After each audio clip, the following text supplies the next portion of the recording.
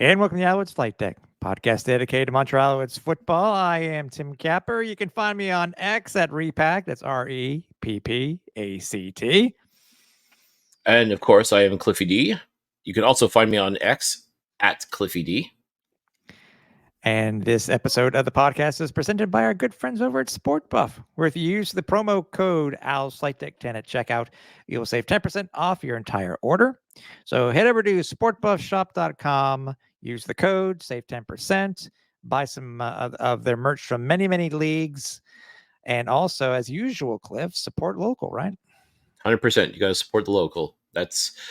In fact, that's what we did this past weekend was support local. We went to Percival Molson Stadium and we got rewarded with a very entertaining evening of football, did we not?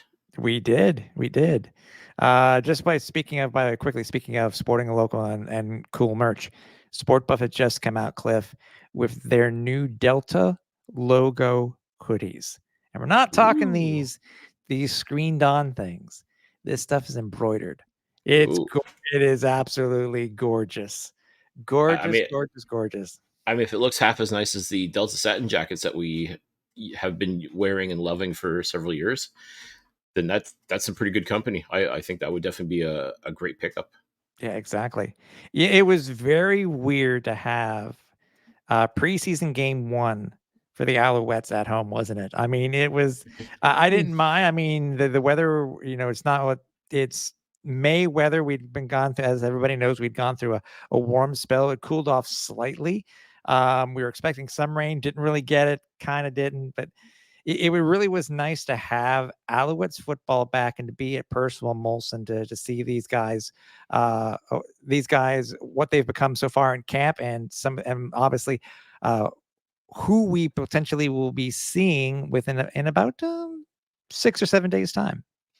Yep, it's it was so nice just to have real football back as far as concerned. Yes, I know a lot of people still consider preseason to be meaningless, but believe me, talk to some of these guys on the team, the guys that are vying definitely to make a spot on the team. Like, certain players are going to make the team regardless. And those guys, to them, this was just a chance to get out, stretch their legs, so to speak, and just remind people of who they are. But for a lot of these players, this is potentially their only chance to get to show what they can do on an actual football field against an actual opponent in the Toronto Argonauts. Tell those guys that this game was meaningless, because I guarantee you they certainly didn't think it was meaningless. I think they approached this game the way they should and played like they basically played like their job was on the line, which in a lot of ways it kind of is. Yeah, exactly. What parts of the do we want to talk about here first tonight, Cliff? Do you want to talk about our first impressions at Percival Molson, or do you want to start with the game right away? What do you want to do, bud? Let's jump into the game. I mean, we discussed a little bit of it on Flightdeck Live. Those of you that didn't get a chance to see it, you can find it on our YouTube page or just on Facebook and X. But I mean, this was a really good game in the sense that you got to see what both teams were able to do, and I think based on the work that the Alouettes have been putting in St. Jerome, I think they did everything went according to plan. Like, they looked like a team that is ready to defend their Grey Cup championship. And if you're an Alouettes fan, you can't help but be just a little bit excited at the prospect of this team being basically continuing the good vibes and the momentum that carried over from last season into this one. Yeah, exactly. And it seems to be so far. We've heard from different players talking about how they're getting used to how they, getting used to the playbook. How some of them are finally feeling comfortable with the playbook. Davis Alexander, as an example, he said that multiple times already. I think he said that to us at post game also. What were your first impressions, though? Because we can have these detractors, Cliff, that would say, well, Cliff and Tim, this was a first preseason game. Toronto really didn't bring, it really didn't seem like they brought anything, to be honest with you. How much can fans actually look at this Alouettes team and say, well, they look absolutely amazing, because they really did look good. But I mean, for those detractors that are saying that, Cliff, what would you say to them? Well, I mean, that's the thing, right? I mean, obviously the stars were going to come out for this game in Montreal because it's you want to get people interested. I just get them starting to think about it, even though the first regular season game isn't for, well, I mean, it's less than a month away essentially, which is kind of crazy to think about. I mean, that's a whole other tangent about why the Alouettes, the defending Grey Cup champions, are starting on the road. But we'll get into that in a little bit because there is a bit of a method to the madness, if you will. Mm-hmm. But for this game itself, I mean, you get to see some of the stars, and they were very. I felt the Alouettes were very smart with how they handled the ones, so to speak, like the starters, the guys you expect to see, like the Cody Fajardos and Marc-Antoine Dequoise, Tyson Philpott, and so on. Yes, they got playing time. Yes, they made plays happen, but they were there for the first quarter essentially, and then they slowly transitioned into the twos and the threes, and I was perfectly fine with that. It's just enough to get fans excited because they know who those guys are. They know Mm-hmm. who, you know, those are the guys that basically won the Grey Cup last year, and they expect to see those guys in action, especially at the home game, if you will, in the Right. preseason. I mean, that's the if going on the road's a different story, and I'm sure it was the same thing for the Toronto Argonauts. Was, well, we're not going to bring every single player, and some of our more popular players or well-known players, shall we say, were probably left at home. Although I kind of feel like, with the exception of you know who, I I feel like a lot of the more known players for the Argos came to Montreal this past Saturday, and again, they did their thing too, and they got a chance to do, to show what they can do a little bit. But it just felt, in a lot of ways, Montreal was a little bit more prepared, and maybe it just simply was the home field advantage, if you will. I mean, if you can call it that during the preseason, but to me, I think Montreal came in with a game plan. They knew what they wanted to do, and as far as I'm concerned, they pulled it off to, I won't say perfection necessarily, but they definitely put in a very solid performance. Whereas Toronto, I think their thought was, okay, let's see what we got. Let's see what some of these younger guys can do, and let's just get out of there healthy. And by and large, they did that. Yeah, it's true. I mean, as you're saying, the Owls started off with the names, and by the way, we can't. The Alouettes did win. They won 30-13. As I said in the live, that kind of was secondary to the game itself. Mhm. The score was the score. But I mean, yeah, it started off with obviously with most of the ones that we know, and it was basically, if you remember those first two series themselves, Cliff, it was Cody Fajardo, it was Tyson Philpott, it was KJG. Because those are the guys, if you think about it, really stood out the most within that first quarter, just over quarter plus. Yeah, and doing what we expected them to do. And simply put, that's really what you expect. You expect Cody Fajardo to go deep. You expect him to make plays happen. You expect him to find the Keon Julian Grants and the Tyson Philpotts. Those are two receivers that he had great connections with throughout the season last year, starting with KJG and then easing into Tyson Philpott. Mm-hmm. All the way up to the Grey Cup, literally, as those two connected for what was ultimately the game-winning touchdown there. And once again, it just felt like nothing changed except the date, as far as how Cody was able to engineer that first scoring drive. In fact, talk about a thing of beauty. 3rd and 3, and your first instinct is the punt, obviously, on something like this, because they were I think just a little bit past midfield. So I mean, like, it was a long field goal range, but 3rd and 3, you're like, okay, you know what? It's preseason. F it. Let's see what we can do. Let's have some fun out there. And if you turn the ball over, you turn the ball over. But lo and behold, Cody, 3rd and 3, he stepped back, heaved a bomb in the air, all the way into the hands of Keon Julian Grant, who basically dragged a couple of defenders with him, trying to bring him down to That was not much success. Uh, but into the end zone, KJG went with a little help, a little brotherly shove, if you will, from Tyson Philpott, which I thought was absolutely outstanding. I mean, that's just, right, again, it sets the tone right away. The fans are excited. Everybody's excited because, yeah, the home team scored, so that's great. And once again, it just felt like, I even asked Cody after the game. I said, "So was that another fu just watch play that doing it on 3rd and 3?" And he was laughing. He just like, yeah, just go have fun with it. You just grip it and rip it kind of thing. And yeah, that's what you should be doing during the preseason if you're a starter. is just, you know, get, get the kinks out right away, and just get the feel of things again. And yeah, I mean, listen, for all intents and purposes, Cody Fajardo is ready to go. Tyson Philpott's ready to go. Keon Julian Grant's ready to go. Like these starters essentially are ready to go. It's now just a matter. We get that out of the way. Now let's see who's ready to join them. Who's ready to back those guys up, because it can't be all about them. So we got to see who else is going to be on this team. And that to me is part of what makes preseason so interesting, is who is going to be joining these guys? Who are the backups going to be? Who's the ones that are going to come in relief? Whether it's just for a play or two, or if God forbid one of these guys gets injured, who's going to be able to step in and say, okay, I got this. Exactly. And I think one of the other things too is that, we talk about how well that the ones started off this game. We cannot leave out this defense, because we'd seen it so much in our 8-game winning streak leading up to the win in the Grey Cup. We're wondering, how was this team going to look when it came to the next season? Because obviously there are going to be changes and stuff like that, and maybe some slight modifications.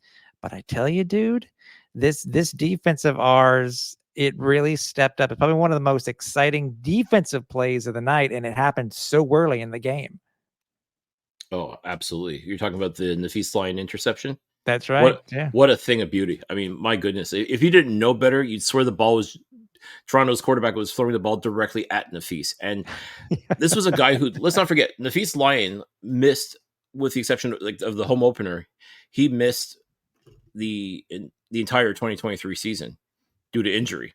Mm-hmm. So he had something to prove. He had to, even though he's essentially considered a starter, he had something to prove. He wanted to prove that he belongs on this team. Yes, he's a Grey Cup champion as of last year, but he wanted to prove that he belonged out there, and making a play like that, just absolutely incredible. Just snagging the ball out of the air like that, like just out of thin air practically.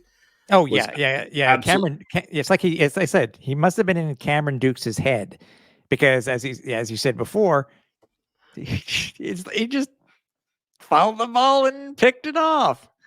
As they say, he read the mail. He read the mail to perfection, and just absolutely outstanding play. Like, I mean, we've come to expect that from the Feast line, from what we've seen in his time here in Montreal. But that was just a gentle reminder, like, yo, hey, haha, I'm here too. So, which I'm all for that. I'm all for him making the case, being a big part of the secondary as well, and just doing those kind of outstanding things. And once again, Alouettes fans have to be excited about that. Like, with this defense, this championship defense intact by and large, you can't be mad at efforts like that. No. What did you think of anything else from the ones when it comes to defense or our offense before we switch to the guys who, one of the guys we've been really wanting to see how well that they can do in game action? Anything else stand out? Because obviously no sacks by the defense until late in the fourth. That was about, probably by the threes, the Alouette threes on defense. Anybody else that stood out to you? Obviously, we had the beginning of the Walter Fletcher era here in Montreal. Running game was not really much to talk about in the first half. Got a little bit more done in the second half. It's there were some nice runs that were had by the Alouettes, but really not much to. I guess it's a feeling out process. I get that, but really not much from the main starters when it came to the Alouettes and the running game. Right. I think if I was to highlight something on defense, Isaac Berglund, free agent ad and friend of the show too. He was on with us earlier this season when he essentially joined the team. Wow. That guy came as advertised, and it wasn't a whole lot that you saw from him, but what you did see looked crisp, looked clean. Like he made his tackles. He was a threat, and believe me, Alouettes fans are going to be definitely very excited to see this guy lining up alongside of the Mustafa Johnsons and the Brock Gownlocks, and I guess for now the Sean Lemons, which we're not too sure we're still not too sure how that's all going to play out when it's all said and done. But I mean, by and large, he's part of it. But for Isaac Berglund to come in and do what he's done so far, I mean, he's had a very solid camp. He's looked outstanding in camp with camp reps and that. But to see, I should get to see him in a game situation. Whoo! I mean, that was a good pickup, and folks, you got to be excited about what this guy's going to be able to bring to the table. Just absolutely outstanding stuff. Yeah. As we were talking about when it came to the running game itself, Fletch, he only had 14 yards on 3 carries. I guess we can throw in Joshua Antwi as part of the ones. Obviously, he only got 1 touch. But again, most of it went to our other guys. I mean, Caleb Evans, when he came in, he played like Caleb. We've seen Caleb Evans do, especially last year when the games that he had started for the Alouettes when Cody went down. I don't want to jump ahead, as I said, but anything else that you noticed from the ones itself? Well, I guess we can go with the offensive side of the ball because we really do need to focus on a lot of these guys because there were some names that hopefully that we're going to see quite a bit throughout 2024, making some great plays once the 2s and 3s started to play. Yeah, I think that there is a little bit of, I don't want to say hesitation necessarily to showcase everything, because a lot of these guys, you already know what they bring to the table. So, I mean, you're basically just retelling the same story as far as, okay, you know what, certain players can do. As far as what the ones were able to do, as I said, this is stuff we've come to expect out of them. Definitely, you and I know what Walter Fletcher can do. Yeah. We've seen enough of what he's been able to do, and there's no question in my mind that he will step into the running back number 1 role, no problem. Joshua Antwi as well he's a force no matter what. Like whether it's running the ball, catching, he's going to do it. So I think there's a bit of a concern. See, okay, well, you know what those 2 guys can do. What about the others, including Sean Thomas Erlington? I mean, also too, he's a veteran presence. You knew what he was able to do when he was with the Hamilton Tiger Cats, but now to see him actually in Alouettes colors, how is he going to be able to contribute to this team? And these other running backs too. We talked about earlier in the season that there's going to be a competition for the running back spot. Like it's not so cut and dry necessarily once you get past Walter Fletcher and Joshua Antwi. It's you got to see what kind of depth you have. You got to see who's going to be able to back those 2 guys up. And we got to see that for the most part. So I mean, as far as the ones go, I mean, there was nothing that really stood out initially, but in a way that's good because you knew what to expect out of them, and they did not disappoint. They were able to do what was expected out of them, and all this does is just make sure that come, I guess, June 6th in Winnipeg, these guys are going to be ready to go. I got the sense that these guys are already in mid-season form. These guys are just rare, and they want real competition now. And preseason game is about as close as you're going to get to that. So, are we going to see these guys again on this coming Friday against Ottawa? Maybe, maybe not. I'm not sure still what the strategy is. If they're going to go ahead with making this like a dress rehearsal game in the sense of, okay, let's basically get our first few plays out there and how the ones are going to look. We don't know that yet, but these guys definitely made a case, and they definitely look like they're ready to go. Speaking of the 2s and beyond for the Alouettes, there were a few guys which are usually listed as 1s. Reggie White did not play. Shedler Furries didn't play, and we spoke to Reggie post game. We saw what happened to Shedler in camp, and also Flightdeck Antoine also didn't play either. But a lot of these, there are so few spots on this Alouettes roster for wide receivers. It is going to be tough. As we've seen before in the past, Cliff, these guys can ball out in camp. These guys can do an amazing job given the opportunities that they've been given in the preseason games, and they don't make the roster. That's why seeing with these guys, there's a couple of guys this past week just did such an amazing job. I'm hoping that they can make this team because, being able to see guys, just, given the opportunity, I am, by the way, I'm very surprised that some of these guys got a huge opportunity that they did. You talk about Charleston Rambo, great last name, by the way. But what he was able to do for the Owls in his time on the field, and the same thing with Ramad Jackie Bowman. He basically, as soon as KJG finished for the day, because he was playing behind him, he basically he played for the rest of the game. So he got he got in a really big extended look by the team. And I guess they're really just standing out, as I said before, is that really those two guys are the ones that really stood out the most for the Alouettes going forward from as soon as all the ones were done. Mm-hmm. And I think that comes back down to seeing what you saw what they were able to do in practice, in training camp sessions. You were able to see what they were able to do in the inter squad game. But this is when it really counts, because this is where you make your bones. This is where you prove that you belong on this team, is how you perform. In basically, you have two opportunities: one against Toronto, one against Ottawa, to show what you can do. Reps are not guaranteed. There's no there's nothing that says, okay, Rambo, you're getting 18 reps. Bowman, Mhm. you're getting 25 reps. So and so, you're getting 5 reps. It's not like that. It's a matter of going out. What can you do? What are you able to do with what you're given? Because I'm pretty sure there's probably like a pitch count, so to speak, in the sense that you want to see as many people as possible in the lineup. But at the same time, if someone's going out there and making outstanding plays, you want to see it again. You want to make sure that wasn't a fluke. You're like, oh, okay, this is what he can do. He can do this. Oh, okay, I want to see that again, and show me again, and show me again. You want to put as much on film, and again, the players too are going to have that same pressure. Like, okay, I made an outstanding catch before. I got to make another one and another. And how am I going to play as with Caleb Evans as my quarterback versus Davis Alexander as my quarterback, Yeah. and so on? That's key as well. How am I connecting with these quarterbacks? And same thing with those quarterbacks as well, as which of these receivers am I clicking with? Like, I may have gotten a lot of practice against so and so and so and so. I'm working with the ones every once in a while, but you got to have that connection. You got to be able to respond right away to anyone that whoever it is behind center.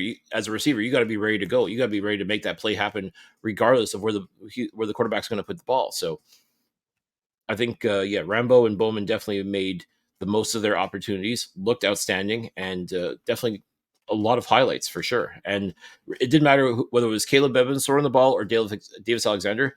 Both guys those two are also in a competition. They want to be quarterback number two.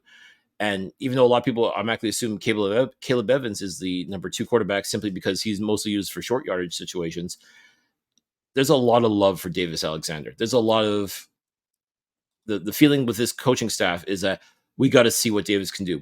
We definitely believe in him, and he's someone that I think is going to get the tap on the shoulder. If Cody Fajardo does go down to injury, it's not necessarily going to be Caleb Evans getting the start because he's got more CFL experience.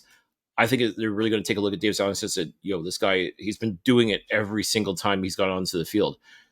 You got to give him that opportunity. You got to let him see if he can be the leader, if he can step in behind center with the ones and lead a team against in a regular season game.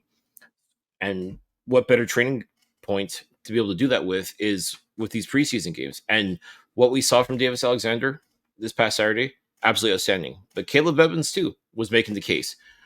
And that's the beautiful thing is, okay, this is a tough problem to have. Like, who do you go with? Who do you basically say is going to be your number two guy? Do you go with a guy who also does the short yardage, or do you go with a guy that, as a lot of people are thinking, okay, is going to be the next one, so to speak? It's a tough problem to have. I won't say it's a dilemma necessarily to be able to have to choose between these two guys, because quite frankly, they're both outstanding quarterbacks in their own right. But you got to see it on Saturday. You got to see both these guys truly make the case that they should be called upon when the time comes. And exactly. And even I said, even though they are, um, they're competing against each other, I'd rather have guys who have gone against each other, whether they're a two or a three, to know as a supporter that these guys are there to back up Cody as a just in case. I really, really am, and I think, as you're saying, Davis is getting a lot of love, as we saw in camp, as we mentioned before. He's been practicing with the twos. Um, Davis started off 7 for 7 on Saturday. 7. Mm-hmm. He did really well, and he finished up his game quite well too. I mean, a surprise third down sneak for a touchdown. We talked on post game. That's not something that Davis usually does. Is that third down stuff. So, I it's mean, he's not. I mean, he's just under 6 feet tall, which is, for a quarterback sneak, that's not ideal in the sense it's not something about being lower to the ground that makes you a better, QB sneak guy. It really does come down to form and ability. Whereas that's where Caleb Evans, I think, does have an advantage over Davis Alexander when it comes to being able to be called upon for those short yardage situations. Mm-hmm. But I have to believe Davis was, when he was trying to get into the end zone on that QB sneak, he was thinking, like, I got to show that I can do this too. If I'm called upon, I got to be able to do this as well. Because Cody Fajardo too will sometimes take it on third down and just plunge for that extra yard. You don't necessarily have to call in Caleb Evans for that, but you want to make the case, as I said numerous times now. But Davis, I think in his head, he has to be thinking to himself, okay, I got to show what I can do on all facets of the football, not just, making plays happen, driving down the field, moving the chains. I got to show what I can do on every facet of being a quarterback in this league.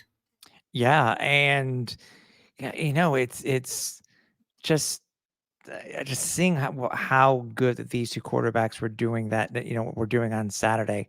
I kind of felt bad, with all honesty, Cliff. I kind of felt bad for James Morgan because we've been talking about how well he's done in camp. Really didn't get much of a look at all. I'm sure that's going to change this week versus Ottawa, Right. especially if Cody does not play, which is what we're kind of being hinted at in the post practice scrums. But I tell you, dude, just looking at what Caleb was able to do, what Davis was able to do, I can't remember what quarter it was in, but it was this one particular play where I think it was a busted play, and Davis ended up having to go wide out to the right. And instead of forcing something in, he threw the ball out of bounds. You know what I mean? Sure, it's preseason, but you still want to be able to try to get used to the game, to a normal game day situation as possible. Caleb was doing his running without. Caleb was running. That's what we've known Caleb to do. I mean, he led the team in rushing, but yeah, I just love what I saw when it came to number 2 and 3. Yeah, and I think what that shows with Davis Alexander is smarts. Like, you don't have to be the hero. You don't have to go for the home run shot every single time. Sometimes you win by addition by subtraction is what they call it. Mm-hmm. Sometimes you're better just to give up on the play, throw it away, live to fight another down. You don't have to try to force anything, and that's where a lot of the mistakes are made. And some quarterbacks simply don't realize that until it's too late. And I think Davis has learned that, or at least it shows that he's learning that sometimes you're better off just, if the play's not there, don't force it. Throw it away. And if you got to punt, you got to punt. It happens. And don't beat yourself up over it. I mean, I'd rather that than make a mistake, or try to force something that's not there and end up the ball getting intercepted. And did you not notice that the Alouettes had no turnovers this game? Mm-hmm. I mean, that in and of itself is impressive because, yeah, you're dealing with guys that know this game and understand what it takes. And they have the championship experience now. All three of those quarterbacks, Fajardo, Alexander, and Evans, they know what they have to do to win. And it's just simply a matter of following that to the T. And I really feel like all three of those guys, in their own way, were able to accomplish that this past Saturday. And now it's just a matter of, if all three of them are going to play again this Friday in Ottawa, are they going to be able to maintain that momentum? Are they still going to be able to maintain that? Or is seeing a different team going to give them different looks? Is that team going to be able to see things that maybe Toronto didn't see initially on first blush? That's part of the fun too. That's part of the intrigue of preseason, is just how well does your opponent know you? And it's easy to say, well, for example, like James Morgan, we don't know very much about him. Yeah. And I guarantee Ottawa doesn't know very much about him either. That can go one of two ways. Either they don't know of him and he lights it up against them, or he gets exposed. I mean, anything is possible when it comes to preseason. And I think these first three quarterbacks, though, Fajardo, Evans, and Alexander, these guys are ready. I have to laugh once again. I still think back to Joey Alafieri last year getting absolutely roasted by saying this could arguably be the best quarterback room in the Canadian Football League. Back then, it would be a very tough sell to CFL fans. But just based on what we've seen in training camp, based on them winning the Grey Cup last year, based on everything that we've seen to date, I think you can start to slowly make an argument. Best room, I mean, it's definitely not the worst room. I mean, there's no question about that. I think these are three extremely talented quarterbacks in their own right. I think these are three guys that can, and even 2 out of 3 have won games in this league. I mean, I definitely think an argument now can be made. Like, this is one of the better quarterback rooms in the Canadian Football League. The Yeah, best. I still think that's, the jury's still out on that one, but all 3 of these guys are straight up ballers, and we got to see that in fine form this past Saturday. that's for sure. Obviously, these stats really don't mean anything, but they will for some of you out there. Cody Fajardo, I was just said, he was for a very short period of time, but he was 7 of 8 for 170 yards, and that had that one touchdown. Then it was Caleb Evans. He was 10 of 15 for 94 yards and also a passing touchdown. David Alexander was 10 of 12, 89 yards, and then James Morgan was 0 for 1. Leading receivers for the Alouettes. It was it was Charles Rambo. He had 4 receptions for 71 yards. Then it was KJG, 2 receptions for 62. Then it was Ramad Jackie Bowman. He had 54 yards on 6. He was perfect for the day, by the way. He was 6 targets, 6 receptions. It's pretty impressive. Yep. Tyson Philpott, 31 yards. Joshua Antwi, 17. Jose, by the way, Jose Barbon. I know we were talking about that on the Flightdeck Live. I did hear it finally. It is Jose. It is Jose, yes. Yeah. And then Tyjon Lindsay, he also had 17 yards. I said rushing really was non-existent, but it's something that leads into something that we can talk about here, Cliff. Obviously, we talked about Caleb Evans. He had 3 rushes for 32 yards. Longest was 15. Michael Herzog only had 8 yards. Stevie Scott had 2. Fletcher had 14. STE had 2. Others had 1 as an example. But we got to talk about and just how this ended up. He was one of the most exciting rushers of the night. Mike Weber for the Alouettes had a very good game. 11. I mean, the guy had 22 yards on just 2 rushing attempts. But man, it just I feel for you because no spoilers really, because if you go out there you can find it. He was released. So as we were talking before, Cliff, sometimes it doesn't matter how well you do in your game. You're unfortunately you're going to become a casualty of numbers. That's the unfortunate part. I mean, that's, as we talked about, there is a true competition in the backfield this year for the Alouettes. Just like we saw last year in the receiver position, a lot of unknown players came out of the woodwork and ended up becoming stars for this team and helping them win the Grey Cup. With the departure of William Stanback, a lot of people are saying, okay, yeah, you got Walter Fletcher, that's great. You got Joshua Antwi, that's fantastic. But then what? Who else is going to step up and be a running back for this organization? Yeah, you bring in Sean Thomas Erlington from free agency. You know what he can do. But a lot of the other names, I mean, a lot of these guys were a real who's that of football. Like a lot of these guys may have been successful in college or may have had a cup of coffee in the NFL or just came literally out of nowhere. And all of a sudden, they're in competition to try and become one of the running backs for this team. Mike Weber was one of those guys, though, that had an outstanding college career, played for the Ohio State University, and actually came to Montreal on the recommendation of another former Buckeye, a guy we know very well in Austin Mack.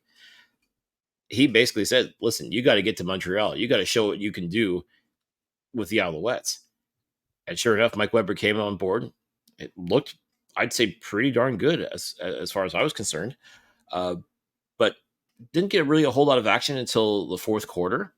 But the run that he went on in the fourth quarter, holy cow, that was a great little run. I mean, just really well executed. And that's why I'm truly surprised that a couple days ago, he would end up being released. And is there something to that? I'm not sure. I don't believe he's injured. I don't believe there's anything wrong.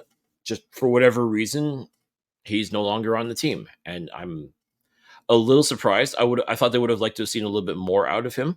I know you've also got like Stevie Scott the third and Michael Herzog, draft pick from this year's draft.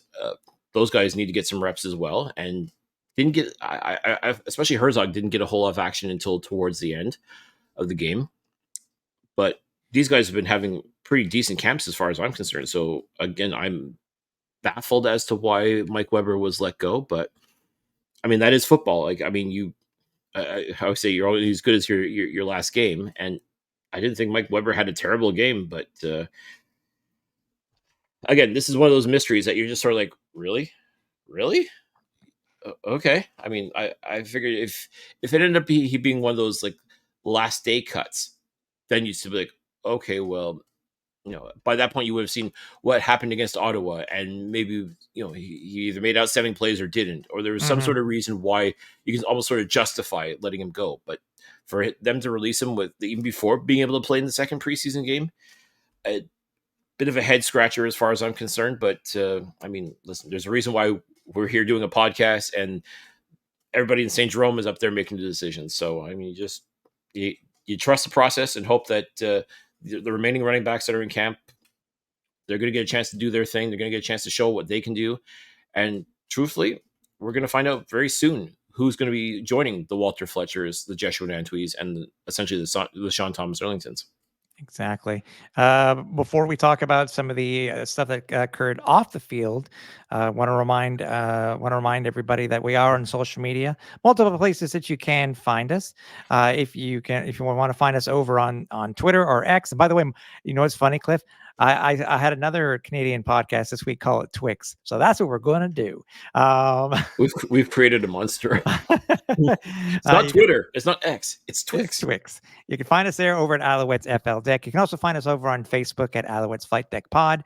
And you can also follow us at Instagram or YouTube over at Alouettes Flight Deck. And in most of those places you can find, obviously, you can find the archive of our Flight Deck Lives, which have been already started this week, which we've been very happy with, or past episodes, video versions, and of course the audio versions that are coming directly from our RSS feed. Also, if you want to find out any of the other shows that you may have missed, going all the way back to the beginning, all 9 years plus, you can head over to our archive or our main page over at www.alouettesflightdeck.ca. And if you want to get some merch to rep the store, rep the pod this season, head over to www.flightdeckgear.ca. And support local. Exactly. We're based in Montreal, so it doesn't get much more local than that, folks. Yeah. Hey, Cliff, I will admit, and you and I have seen enough of these preseason games in the past to say, yes, don't take anything, it is what it is when it comes to the crowd. It's a preseason game, et cetera, et cetera, et cetera, right? But I will admit, heading back home on Saturday, each of us kind of guessed what we thought that the crowd was going to be after I'd seen what the number was.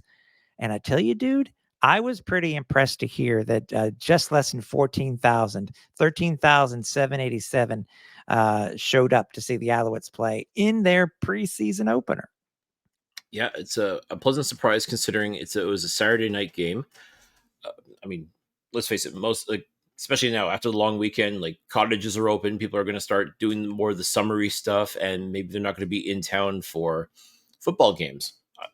But I think, especially since the Alouettes sold so many season tickets based simply off the Grey Cup win alone, that's more potential for people to come and check out the team, to get a chance to see what's doing with this team so far.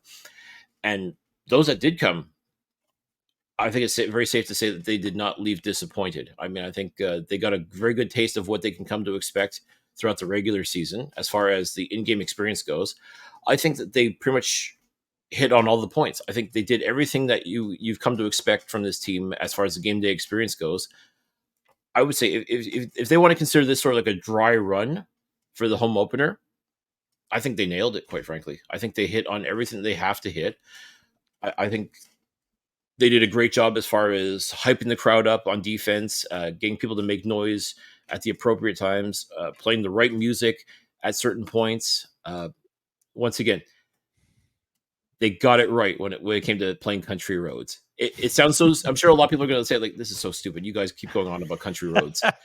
And I admit, I freely admit it is kind of stupid to think about it, but God damn it. I mean, I love that they play it. And then when they play it properly and let the crowd be a part of it as well, it is absolutely magic. And now 13,000 people, it didn't quite carry the way it would when the place is just about sold out. I mean, compared to the I think it was the last regular season game. I think they played Country Roads, and it was just under 20,000 were there, Mm-hmm. and you heard it and you felt it, and it was chef's kiss as far as I was concerned. This past Saturday was pretty darn good, all things considered. And Yeah. then also to the other things that we've come to expect as well, like which I kind of rolled my eyes a little bit when Eric Gaudette, the PA announcer, basically told everybody it was time to light up the stadium so the fireflies would come out. I'm like, really? I mean, in a way, it kind of works because at that point, night had fallen, and you could at least see when everybody puts their cell phone lights on. I I will say it was not bad. It didn't. I don't think it had quite that haunting effect that you would expect out of it, like when the place is completely packed and everybody's doing that. But once again, if you look at this as a dry run, as sort of like a training camp for the fans, if you will, as Yeah. to what you're supposed to do when you're at the stadium, they did a great job. I think the staff. I feel like they got it. I feel like they got the basics down. They were able to, everything kind of flowed nicely. There was I never got the sense that they were just doing stuff just for the sake of doing stuff. Like I think everything had a purpose. Everything had the timing was right on point with everything. Like I never like the stuff that we've complained about in the past. I didn't have any of that. Like as far as the actual game day experience goes, I think the Alouettes did a very, very, very good job with it for a preseason game. Yeah, I agree with you. Plus, the new livery that they have at the stadium with the new banners for the numbers that have been retired for the Grey Cups that we've won, and some minor. I don't know if anybody noticed these two, Cliff. The minor improvements to the concourses. They've improved it with LED lights, and it is so much brighter, at least on the north side. Mhm. I can't speak to what it's like. Sorry, on the south side. On the south I side. can't speak to what it's over on the north side, but if it's the same thing, I love it. And plus adding the LED lights to the brick wall of honor, I guess we can call it, or, for the fans who had bought bricks way back when. Mhm. That's all lit up too now, and it'll look really, really good from what they did. The new board hadn't been in. We did find out that it is in the process of being installed over Personal Molson. Mhm. Um, Surprisingly, by getting crashed during Flight Deck Live. Um, How great was that? Breaking news during our live stream from the president and CEO of the Montreal Alouettes, Mark Waitman. I mean, it was almost like he kind of buried the lead a little bit, but just the fact, like, just be able to, we were just excited that he was coming on to talk with us, like, just spur of the moment. But then, yeah, he mhm. just happened to sort of slide that little nugget in there, like a little bit of news there. I'm like, okay, like Yeah. this, like, wow, okay, folks. I mean, if you're not excited already, and that's the thing we talked about too on the Flight Deck Live was like, if you weren't here for this, I mean, you missed a heck of a show in the sense that this was the perfect way to get you ready, to get you hyped for the home opener. I mean, simply put, like that's what the point of preseason is really, other than player evaluation and see who's going to make this team and who's not, but also too, like, for the fans in the stands, this is their opportunity as well to sort of get a feel of what to expect for the coming season. And truthfully, like this, they simply hit it. They hit it out of the park, as far as I'm concerned. Yeah, and I'll give props to the boutique because we usually don't get the same stock that we usually get during the regular season, but they were on point this week. So there was a lot of the new 2024 merch that was available. And obviously, there was the announcement, which the team formally announced today, is that they created a 100-page book celebrating the 2023 season with pictures and stuff like that, leading up to the Great Cup Championship, parade, etc. If you were a fan and you took advantage of their offer way back when, if anybody remembers when it was, you saw your name in the margins. You saw at the beginning or in the back of the book. That was cool too. So, and those are currently available as the team has said. But yeah, man, the atmosphere was fantastic. I can't wait to see what it's going to be like on the 20th. They did kind of give us a hint of what the new banners or the new banner is going to look like, because they did have our previous 7 championship new banners for our previous 7 championships. So we know what those are going to look like. But again, there's so much more that the team's going to be announcing leading up to the game, as I said, on the 20th. But still, we still got two games on the road leading up to that, though. But first and foremost, we got the game in Ottawa this week. We sure do. And yeah, folks, I mean, if you're not on board already, I mean, you've got to get on board, simply put. I mean, if you were at the game this past Saturday, that's more or less what you can come to expect on game day throughout the regular season. That's the best way I could describe it. If I had to sell the Alouettes experience to you, that's pretty much what I would say is what you experienced this past Saturday at Percival Molson Stadium. You can expect that, but on another level. Like it has nowhere to go but up. I mean, if that was a 7, expect a 9, basically, is what I'm saying as far as the game day experience goes, because there truly is nothing like a Montreal Alouettes game day at Percival Molson Stadium during the regular season. And this was just a nice appetizer before the main course. I guess that would be the best way to describe it. That's a very good analogy. How a very good analogy, Cliff. Indeed. But before we get to that, and I do have to say really quick, I mean, it still irks me that, and I get why, based on everything we just talked about with the new video board being installed and some other improvements being made to Percival Molson Stadium itself, that okay, they wouldn't be quite ready for the actual start of the Canadian Football League season. Yeah. And as a result, the defending Grey Cup champions have to go on the road for the first couple of games. And that bothers me in the sense that the Alouettes are going to be playing. It's going to be a Grey Cup rematch on week 1, which I feel it should always, no matter what happens, however you make the schedule, it really should be a rematch of the Grey Cup, the very first game, which it is this year. The only problem is the game's being played in Winnipeg. The Alouettes are playing the Blue Bombers in Winnipeg. In all reality, a privilege like that should go to the Alouettes. The Alouettes should be hosting the Blue Bombers at Percival Molson Stadium. And I get why, it's because of all the work that still needs to be done. And it could be done during the offseason. I don't know why, but okay, fine, whatever. It still is a bit of a sticking point, a little bit of a slap in the face that the Alouettes have to go on the road to start the defense of their Grey Cup championship, especially going into Winnipeg. Like that's a privilege that, as far as I'm concerned, it should be afforded the champions, is to host the party, the opening party, and the unfurling of the banner and all that wonderful stuff that comes with winning the Grey Cup championship. That should be done the very first game, and that should be done this year in Montreal. It's not.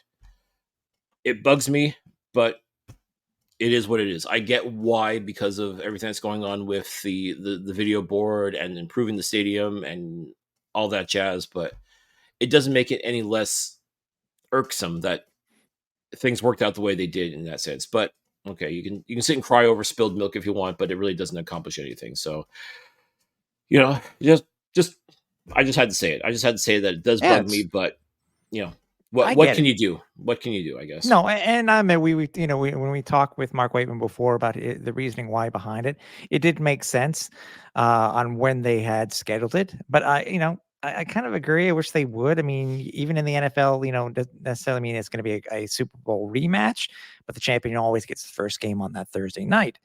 Mm-hmm. But again, it's.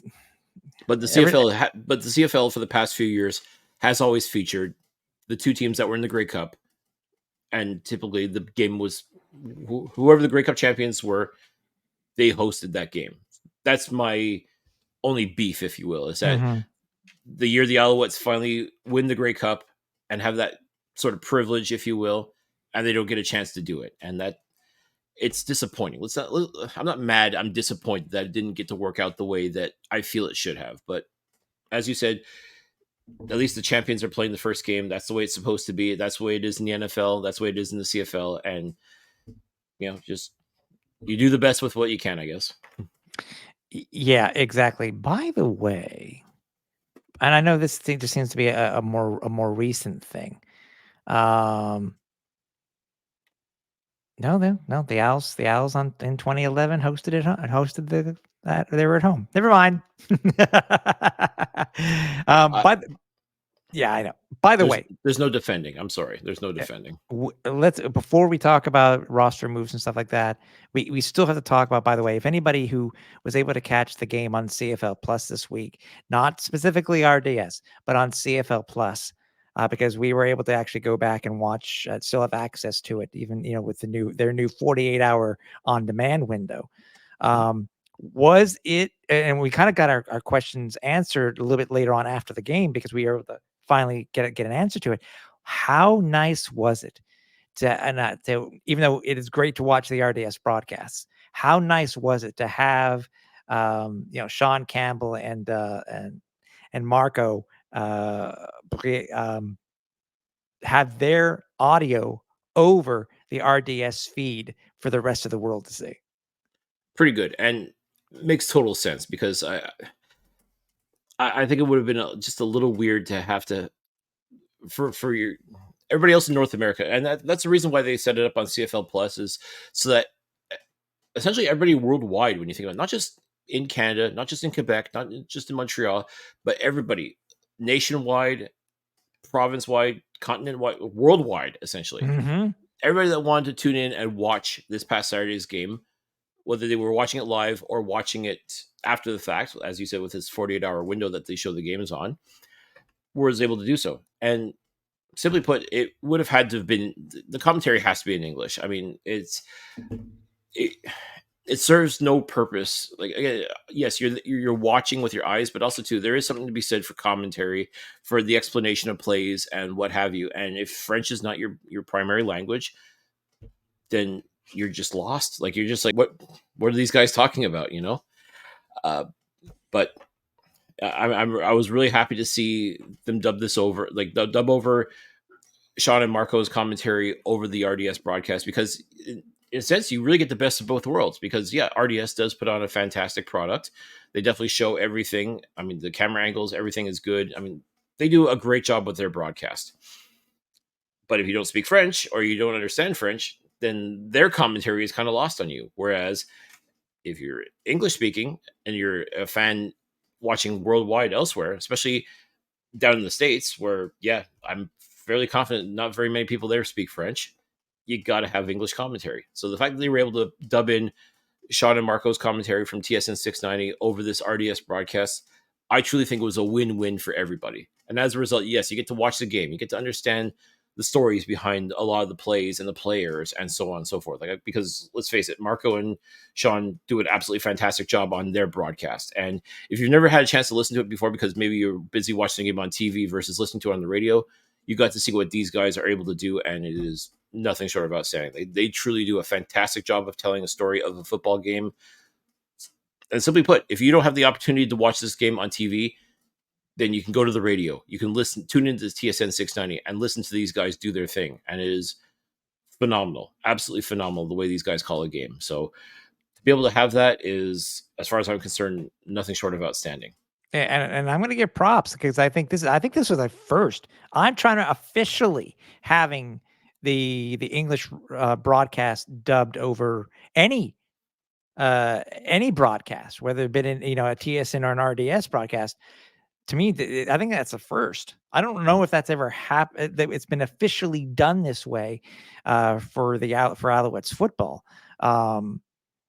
So it begged to, goes to what I was saying to you after the game, and maybe this is something that TSN and TSN, I guess, or RDS could look into specifically, Cliff, is maybe make this a normal thing, maybe for a drive or something like that. Tune in, because especially if they are TSN affiliates, as an example, you don't got to worry about it because it's TSN. The other stations, I don't know, or make it a secondary option on TSN Plus.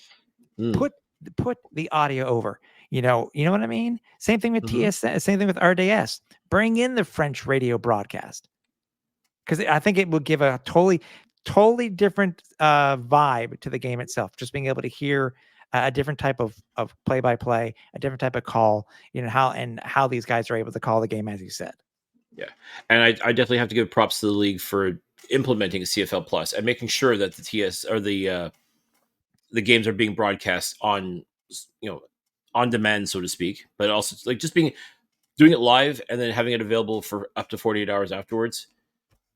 This is Yeah. something that should have been done a long time ago. And I still remember at Grey Cup 2012 in Toronto, speaking with Commissioner at the time, Mark Cohan, saying, you've got to find a way to get preseason broadcasted. I mean, TSN's the lead broadcaster. How do you not have that? How do you not, even if, okay, if you don't want to dedicate all the time and resources to it, just to set up a camera and you pipe in the radio feed. The radio people are going to be there anyways doing the show, doing the broadcast. How hard is it to do that? How hard is it to take like a stationary camera, have some dude just pan back and forth following the action while the radio team calls the game? Surely you can do that. And I still remember him kind of giving me the okey doke as far as like, this is something we'd like to do. And, eventually we'll get there. And well, I guess he was right in that sense. Eventually we got there. Finally last year is when it happened that you were able to do that. And it's a little more detailed than that now, but I mean, that's basically what it is you're taking the video feed, like you got to record the game anyways if you're the team, so you can, get training camp film, but you're broadcasting the game on the on the video board. You've got you got the radio crew essentially doing it, and if you've listened to the other games, maybe they're not TSN affiliated, but it's still the live radio people doing the commentary. That's all you need. As long as you got someone basically telling the story and you get a chance to watch the game live, or not live, but watch it at your leisure. That's all anyone can ask for. Like, just to have the opportunity, especially people down in the States that want to see their son or their brother or their nephew or whoever, there's a family member that's playing in the Canadian Football League, trying to get a job there. They want to see, even if they only get a couple of reps, I don't care. I want to see I want to see my man playing. And this is the perfect opportunity to do so. And it doesn't cost anything. It's free. Yeah. Like, to me, like, this is I said it at the time in 2012, this is an absolute no-brainer.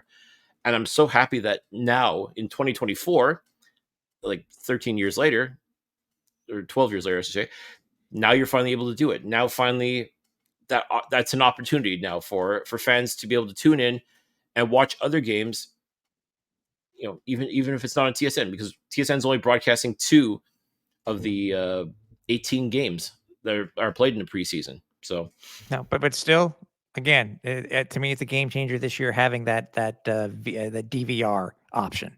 It's a game changer in my opinion, and they 100%. found they can just fix some other things, will be okay. Um, Well, um, listen, is it perfect? No, but the fact that they're actually doing this now, I mean, to me, that better late than never. At least they're doing it. They're at least giving fans the opportunity to sort of plan for it. Like, because okay, if you're able to sit and watch the game live, great, it's there for you. If you got to wait till the next day to watch it, like I said, we wanted to watch the game again, even though we were there live. We know what the final score is, all that jazz.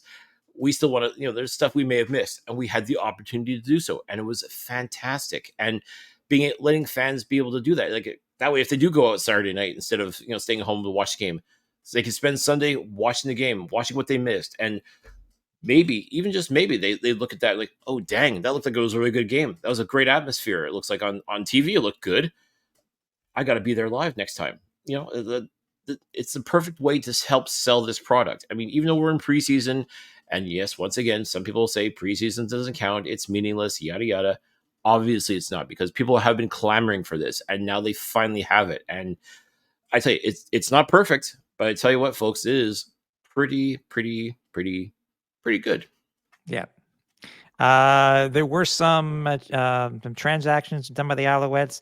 The only one big major injury that we saw this week, Cliff, was, it seemed to be, we never found out what it really was, to defensive back Nigel Warrior. It was either a hammy or it was an Achilles.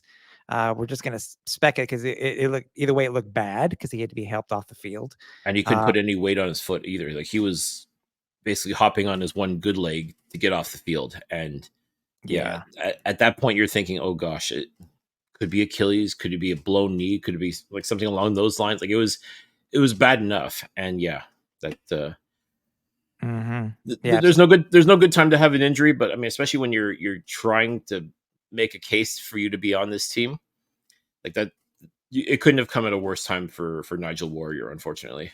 Yeah, exactly. So he was released, as was we talked about before. And Mike Weber Jr. was also released from the team. The Owls did pick up another wide receiver. See, we have a plethora of wide receivers. Tyrone Howell was picked up by the Owls, and I guess he will potentially make his debut this Friday versus Ottawa. So. Well, shoot, I hope so. This is basically the one chance he has to show what he can do. And again, I'm thinking if a lot of the ones are going to be staying at home for this game because it doesn't count in the standings, and it really does give the opportunity for the other players to show what they can do and make their final case to be considered to be on this team, whether it's as a member of the roster or on the practice squad. I mean, this is truly the last opportunity these guys have to show what they can do and to convince the coaching staff that, yeah, I belong on this team somehow, some way. Yeah, exactly. Yeah. So again, the game will be. It is going to be Friday night. It'll be at 7 o'clock. Obviously, stay tuned to our socials for the updated depth charts, et cetera, et cetera. So stay tuned for those things. And I know this one thing before we finished up, Cliff. Even with, and most people can't on audio can't see this. After both of my sets of lights have gone out, because I ran out of battery power. We wanted to talk about the one thing that popped up today that I think was interesting, and we're just going to give it a little bit of time to it before we left tonight.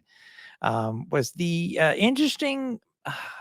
We finally get to we finally found out what Johnny Manziel thought about the players in the CFL.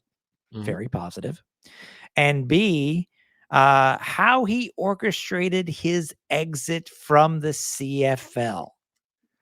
So let's go based off of those two things, and then we'll leave it at that. But first, the first comment that I meant, he actually, until you play in the CFL, you can think about these players that they're not good enough. They're this, they're that. Usually, most of the time, after they play up here, like like Chad Johnson did, he has nothing but positive stuff to say about how good these players are here in the CFL. Johnny Manziel actually said he didn't say the exact same thing, but he was very positive about the players.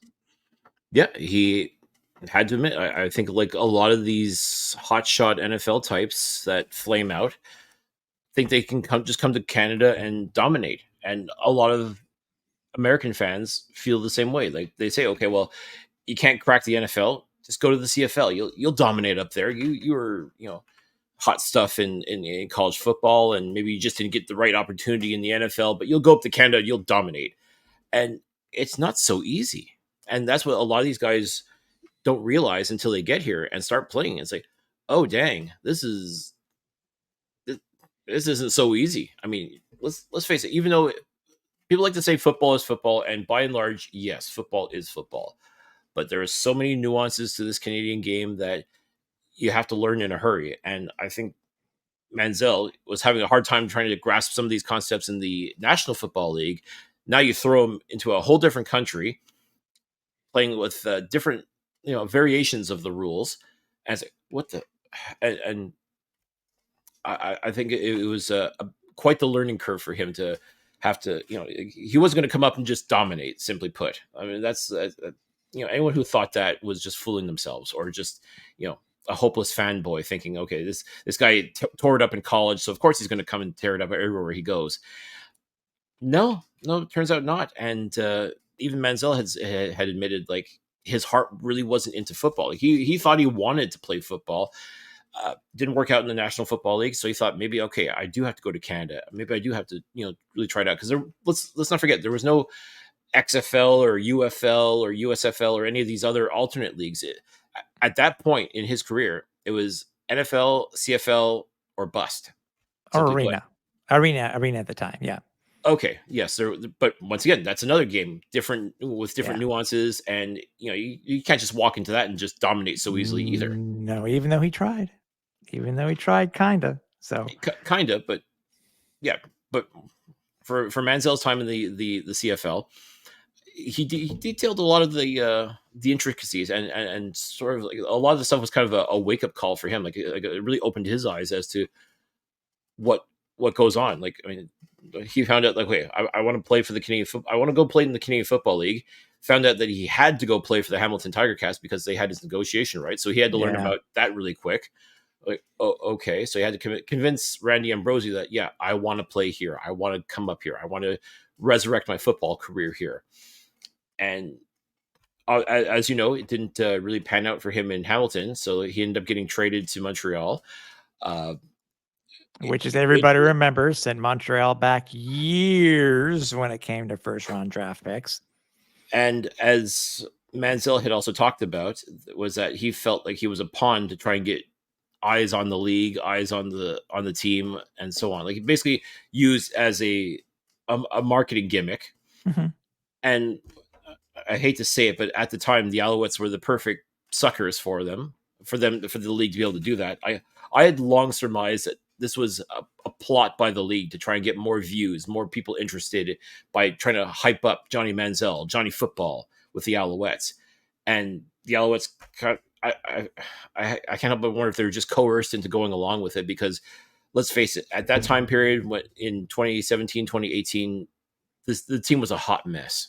I hate to say it, but they were just absolutely terrible, and they needed something. They needed something to get people interested, and it was one of those cases where bad attention is better than no attention at all. And I kind of felt like Manziel was bad attention for this team that just, as you said, set them back, especially with the trade to get Manziel in an Alouettes uniform. And the repercussions, like we've talked about this in the past as well. Like some of the repercussions of this.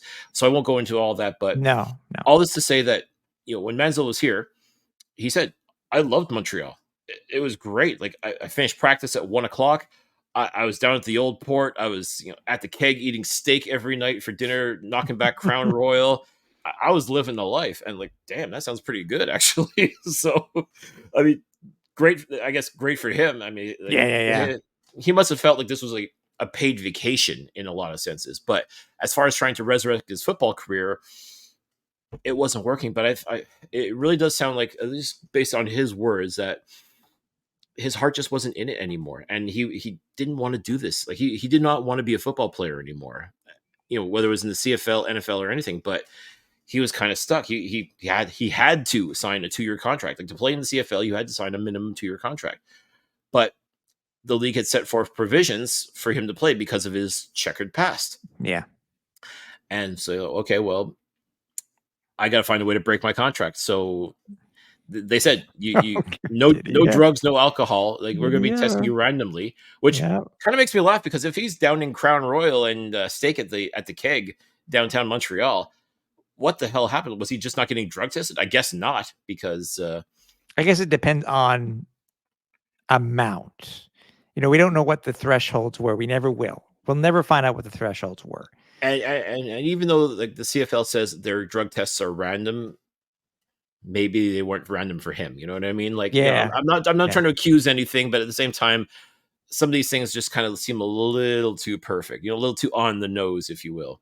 Yeah, and so obviously, what we're about to bring up, it's no secret, but it was the biggest bombshell of this whole Johnny Manziel time in the CFL. I mean, I never thought that. We both read the story too, and I don't think we ever thought that it would be the one of the funniest things is for a guy to basically taint his sample, smile about it for the guy who's there, and say, here, don't worry about bringing it and having it tested. Just go ahead and bring it directly to Randy Ambrosie. Yeah, he even said, I've never been so excited to pee in a cup before. Yeah. Like, which kind of a hilarious way to look at it. I mean, and again, it really does explain his mindset. And when you hear something like that, your first inclination is to be upset because, dude, you really set this team back. Like, but again, draft picks, how the fans treated him versus VA. I mean, it was dominoes upon dominoes that fell. Like, if anyone should get tested, it's it's VA, because I mean he got effed over not once but twice by Johnny Manziel. It's true. I mean, like, talk about this guy being done a disservice. I mean, poor VA. I mean, in the end, it all worked out. I mean, look where he is now, and he's definitely regarded as one of the premier quarterbacks in this league. Yeah, he's But gotten over his Manziel PTSD. I hope so, and believe me, I mean, I good. We were there for it. We were there with him going through that whole thing, and I mean, my heart broke for Vernon just to have to deal with all this BS. But I guess you can look back at it now, and it's like, well, this is part of the path we had to take to get to where we are today. As the Alouettes are now Grey Cup champions, Vernon Ems is a superstar for the BC Lions, and Johnny Manziel is doing podcasts now. So maybe he wants to come on our podcast and sort of give his side of things for a Montreal perspective. I don't know. You never know. But again, head over to 3 Down Nation. They're the ones that kind of summarize the story, and I think there's a link there that tells you where the full podcast show was located, and or the link where it is located. Right. But that's then, as you said, that this is now. We got a game to worry about on Friday versus the Ottawa Red Blacks, and you will be seeing us before our next show on Wednesday. And obviously you will be seeing us for our Flight Deck Live after the game on Friday. That's right. And you will see the tweet go out early on when we're going to be live, but we'll be just shortly after the game ends.